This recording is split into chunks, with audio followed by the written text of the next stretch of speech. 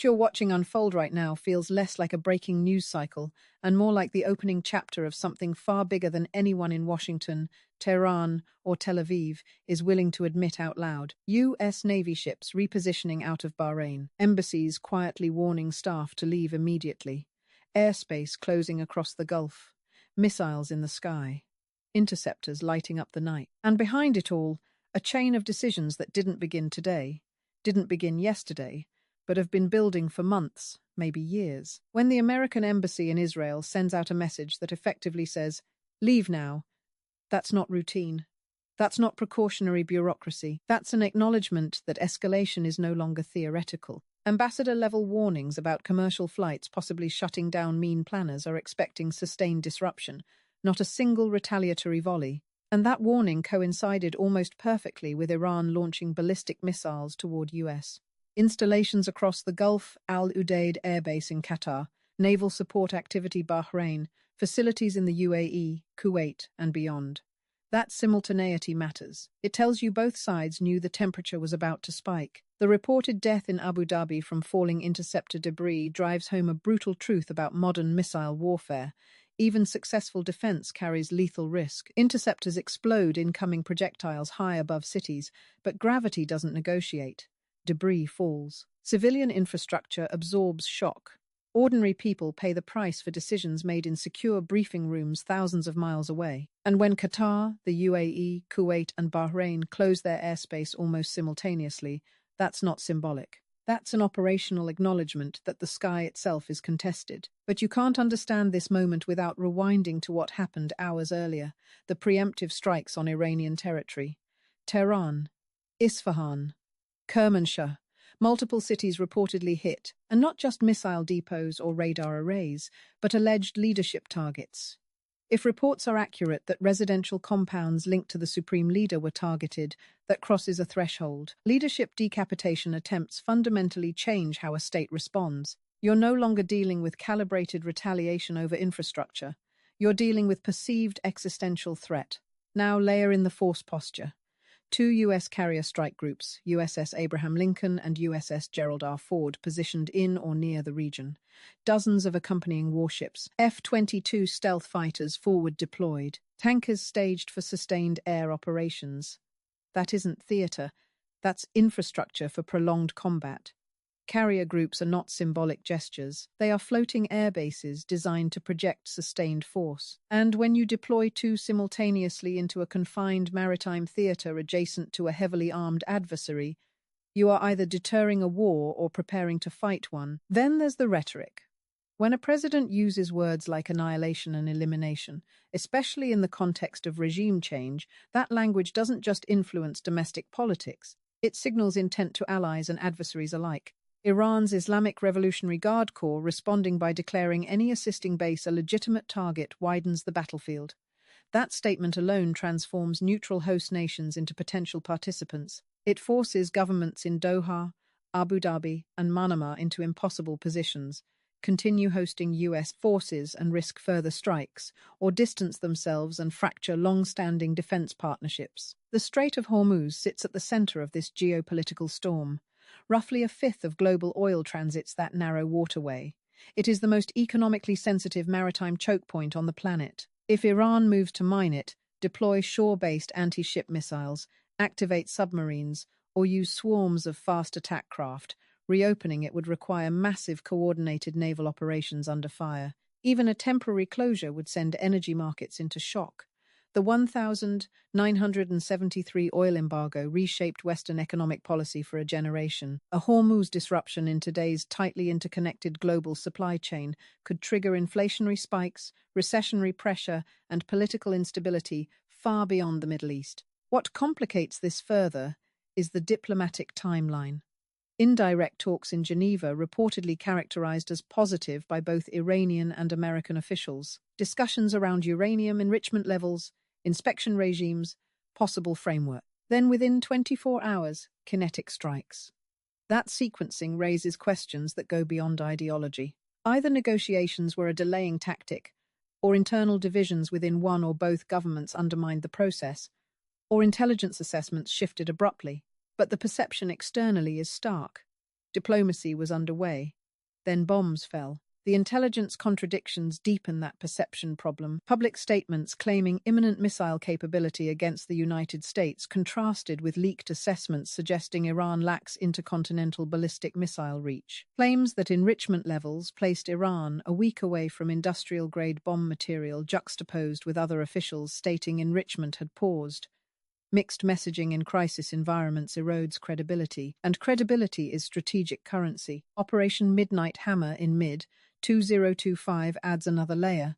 If prior strikes allegedly obliterated key enrichment facilities at Fordow and Isfahan, the logical question becomes, why escalate again now? Were those facilities fully destroyed? Were they rebuilt?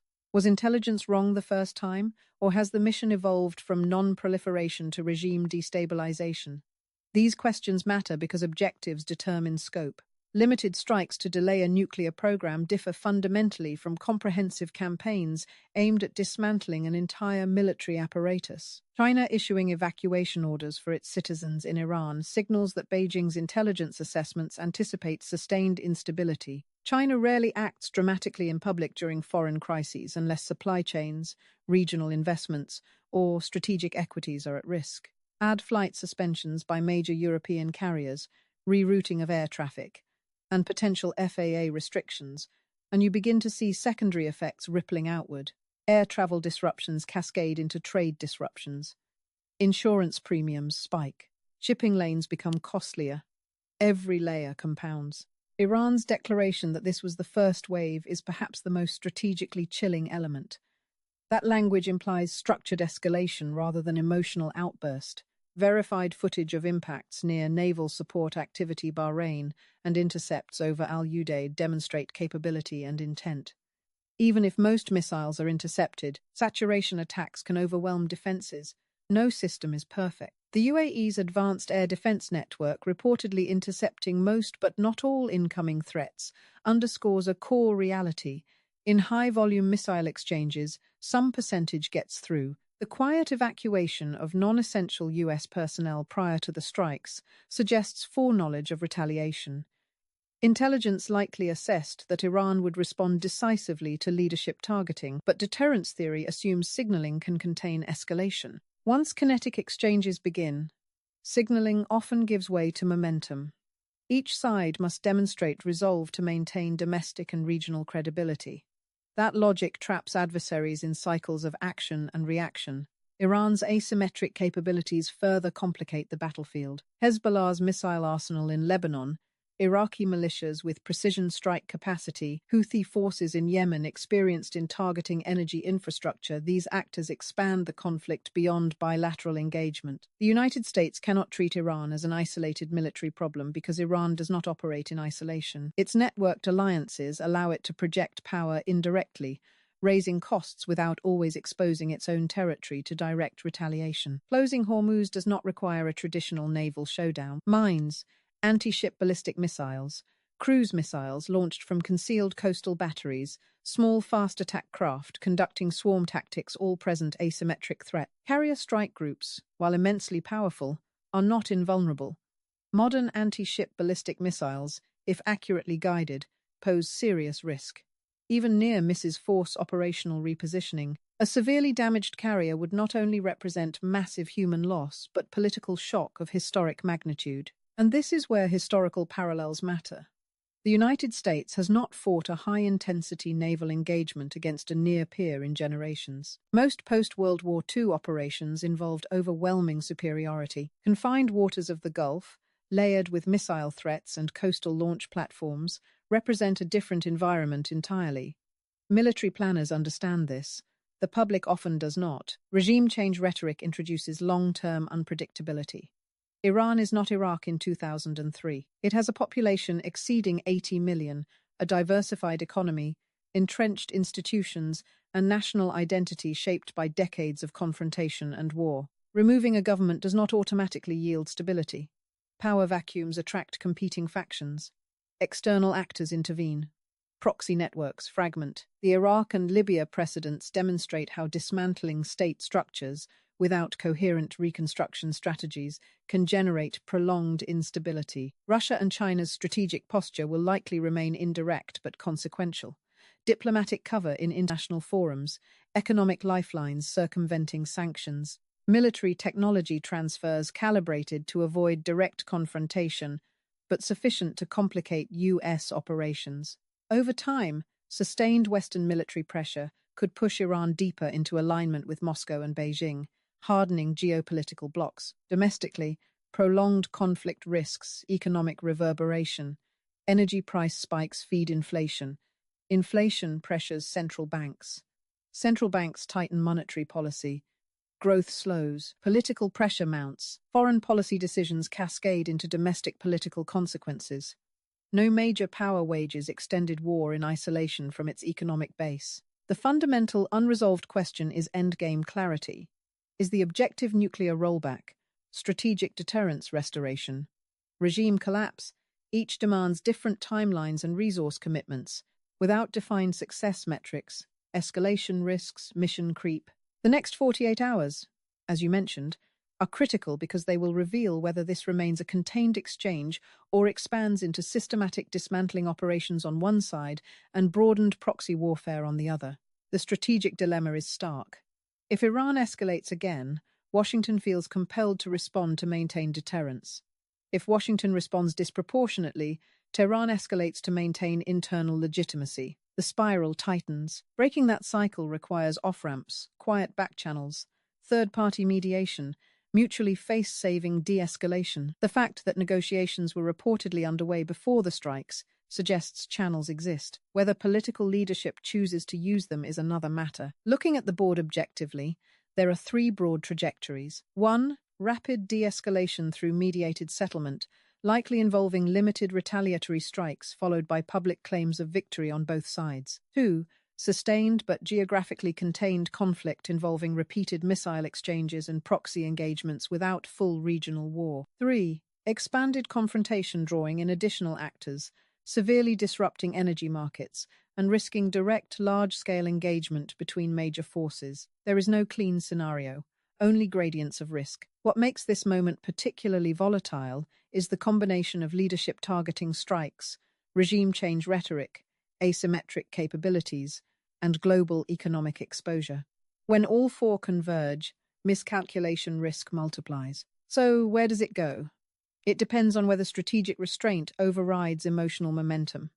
It depends on whether intelligence assessments temper political rhetoric. It depends on whether regional actors seek insulation or alignment. And it depends on whether both Washington and Tehran believe they have demonstrated enough strength to pause without appearing weak. Right now, the sky over the Gulf is contested. The seas are crowded with warships. Diplomats are working phones in multiple capitals. Markets are watching every headline, and the margin between contained crisis and historic war remains razor-thin. By now, the reality has sunk in for anyone watching closely. This isn't a contained escalation. This is kinetic warfare unfolding in real time across multiple nations, and every decision over the past 48 hours has compounded the risk of a far broader conflict. The United States and Israel have made it unmistakably clear that their objectives extend beyond tactical strikes. With leadership targeting operations, carrier strike groups forward deployed, and rhetoric openly signaling regime change, they are moving beyond conventional deterrence into full-spectrum engagement. Iran, meanwhile, has demonstrated both preparation and resolve, executing precise retaliatory strikes against US and allied positions, activating asymmetric assets across the Gulf, and signaling that any attempt to decapitate its command structure will come at a price measured not just in infrastructure, but in political credibility, regional influence, and global perception. The strikes hitting Al Udeid, Bahrain, and the UAE illustrate a grim truth. Even the most advanced missile defense systems cannot create a protective bubble when the adversary employs saturation attacks, swarms, and unconventional tactics. Each successful Iranian launch reinforces the narrative that US dominance in the region is not uncontested, and each interception failure, however small, becomes a public and psychological victory for Tehran. This is a war of both physics and perception. Civilians across the Gulf are caught in a surreal reality where warning sirens and anti-missile flares have become as routine as the dawn, and every news alert carries the weight of potential escalation. Governments that previously aimed for neutrality are now forced into strategic choices, suddenly weighing alliances and self-preservation under a new calculus dictated by proximity to conflict and host nation responsibilities. Strategically, the Strait of Hormuz remains the most critical pivot point. Even a temporary closure, whether through mines, anti-ship missiles, or asymmetric maneuvers, would have cascading global effects. Oil markets have already reacted with volatility, but a sustained disruption could provoke worldwide economic tremors. The US military is fully aware that reopening the strait under attack would require simultaneous mine-clearing operations, surface combatant protection, air superiority missions, and real-time coordination across naval, air, and ground domains. And all of this would occur under constant threat from highly prepared Iranian forces, who have spent decades building redundancy, dispersal, and hardened assets designed precisely for this moment. This is not hypothetical. It is the calculated scenario that has been rehearsed and refined in Tehran for years. What amplifies the danger further is the asymmetry of modern Middle Eastern conflict. Proxy actors Hezbollah in Lebanon, Iraqi militias, Houthi forces in Yemen mean that the battlefield extends beyond conventional front lines. A strike on one location can provoke responses thousands of kilometers away, forcing the US and allies to defend multiple theaters simultaneously. Every engagement carries exponential risk. Every decision to escalate, even selectively, risks triggering unintended consequences far beyond the original targets. And while intelligence, satellites, and reconnaissance give planners unprecedented situational awareness, they cannot anticipate every human reaction, every misfire, or every calculation of honor and credibility that drives Iran's leadership. Regime change rhetoric from Washington complicates matters even more.